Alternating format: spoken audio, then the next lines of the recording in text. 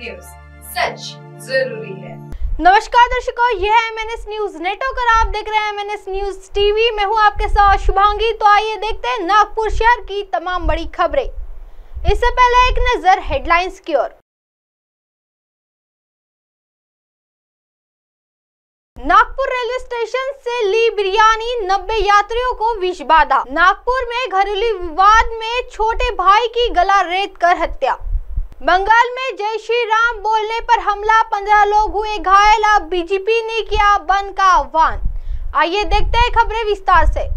Nagpur railway station से ली बिरयानी, 90 यात्रियों को विष बाधा। शुक्रवार को ट्रेन संख्या 22,534 यशवंतपुरम गोरखपुर के AC 3 कोच में सवार कई यात्रियों की फूड पॉइजनिंग से तबीयत बिगड़ गई है। बताया जा रहा है कि विषाक्त भोजन के चलते करीब 90 यात्रियों को पेट में दर्द व उल्टी की समस्या हुई है। स्टेशन के स्टॉल से पार्सल के जरिए लिया गया था। अधिकांश यात्रियों ने अंडा बिरयानी ली थी। मामले में मध्य रेल नागपुर मंडल ने फिलहाल संदिग्ध रेलवे खानपान केंद्र से भोजन की बिक्री पर रोक लगा दी है। बीमार यात्रियों ने नागपुर स्टेशन के संबंधित केंद्र से ही ऑर्डर पर खाना लिया था। इस मामले में रेल यात्री परिषद व भारतीय यात्री केंद्र ने उक्त खानपान केंद्र के ठेकेदार का ठेका रद्द करने और उसके खिलाफ FIR दर्ज करने की मांग की है। नागपुर में वरिष्ठ मंडल वाणिज्य प्रबंधक से संपर्क कर कार्रवाई की मांग करेंगे। शुक्ला ने कहा कि यदि इन स्तरों पर कार्रवाई करते हुए यात्रियों को न्याय नहीं मिला तो रेलवे बोर्ड के चेयरमैन से संपर्क किया जाएगा। उल्लेखनीय है कि भारतीय यात्री केंद्र ने अपने पत्र में नागपुर रेलवे स्टेशन के जन आहार केंद्र से यात्रियों को भोजन सामग्री उपलब्ध कराए जाने का उल्लेख करते हुए संबंधित ठेकेदार पर कार्रवाई करने की मांग की है। आइए बढ़ते अगली खबर की ओर। नागपुर में घरेलू विवाद में छोटे भाई की गला रेत कर हत्या। नागपुर में घरेलू विवाद में एक व्यक्ति ने छोटे भाई की गला रेत कर हत्या कर दी। यह वारदात तहसील थाने के तहत टिमकी के चिमाबाई पेट से सामने आई है। पुलिस ने 51 वर्षीय आरोपी दिलीप गोखे को गिरफ्तार किया है। मृतक दिलीप का छोटा भाई गौरव गोखे उम्र 34 वर्ष है। गोखे बंधु सोन पापड़ी के कारखाने में काम करते हैं। बताया जाता है कि दिलीप को शराब पीने की आदत थी। वह हमेशा नशे में आकर परिजनों से मारपीट करता था। रविवार की रात भी वह अपनी मां कांताबाई से विवाद करने लगा। इसी दौरान दिलीप ने गालियां देते हुए मां पर चाकू से हमला करने का प्रयास किया। उस वक्त घर में गौरव भी था। गौरव मां को बचाने के लिए दौड़ पड़ा। उसने दिलीप को पकड़ने का प्रयास किया। दिलीप के उम्र होने से उसने उसका हाथ पकड़ने का प्रयास किया। इसी दौरान दिलीप ने चाकू से गौरव के गले पर वार कर दिया। गौरव गंभीर रूप से जख्मी हुआ। शोर शराबा सुनकर पड़ोसी मदद के लिए दौड़े। उन्होंने गंभीर रूप से जख्मी गौरव को मेयो हॉस्पिटल पहुंचाया। वहां उसे मृत घोषित कर दिया गया।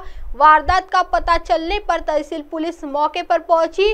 उन्होंने हत्या का मामला दर्ज कर देर रात दिलीप को हिरासत में लिया है। इसी बीच रविवार देर रात पहाड़ी इलाके में रोहन डांगे नामक युवक की निर्मल हत्या कर दी गई। रविवार को 2 हत्याएं हुई है। आइए बढ़ते हैं अगली खबर की ओर। बंगाल में जय श्री राम बोलने पर हमला, 15 लोग हुए घायल। अब बीजेपी ने किया बंद का आह्वान। लोकसभा चुनाव के बीच पश्चिम बंगाल में राजनीतिक झड़पों ने हालात नाजुक बना दिए हैं। पहले से ही संदेशखाली का मसला गरमाया हुआ है। संदेशखाली में कभी महिलाओं के साथ कथित तौर पर अत्याचार की घटनाओं ने तूल पकड़ा हुआ है तो कभी चुनाव के बीच भारी हथियारों की बरामदगी ने सबको हैरान कर दिया है। भारतीय जनता पार्टी के नेता मिथुन प्रामाणिक कहते हैं, आज पूरे माटीगाड़ा क्षेत्र में बंद की घोषणा की गई है। रविवार को हमारे बीजेपी बूथ अध्यक्ष नंद किशोर, उनके परिवार और कई अन्य पार्टी कार्यकर्ताओं पर जय श्री राम कहने पर हमला किया गया था। इसलिए हमने अगले 12 घंटे के लिए बंद का आह्वान किया गया है। रविवार को लगभग 15 बीजेपी कार्यकर्ता घायल हो गए हैं और उन्हें सिलीगुड़ी जिला अस्पताल में भर्ती कराया गया है, जिनका इलाज चल रहा है। बीजेपी ने पुलिस पर भी गंभीर आरोप लगाए। मिथुन प्रामाणिक ने पुलिस प्रशासन पर भी गंभीर आरोप लगाया है। बीजेपी नेता ने कहा, पुलिस ने कोई कार्रवाई नहीं की।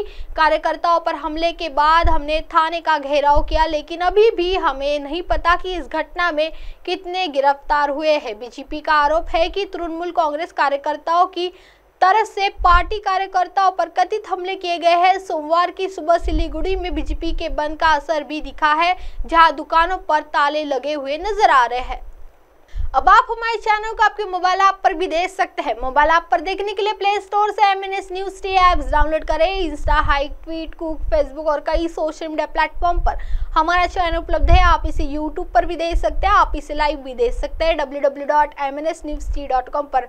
फिलहाल वक्त तो जिला दर्शकों ब्रेक का। ब्रेक लौटने के बाद देखेगा देश और दुनिया की तमाम बड़ी खबरें। बनी रही MNS न्यूज टी पर मेरे साथ यानी शुभांगी के साथ। नमस्कार।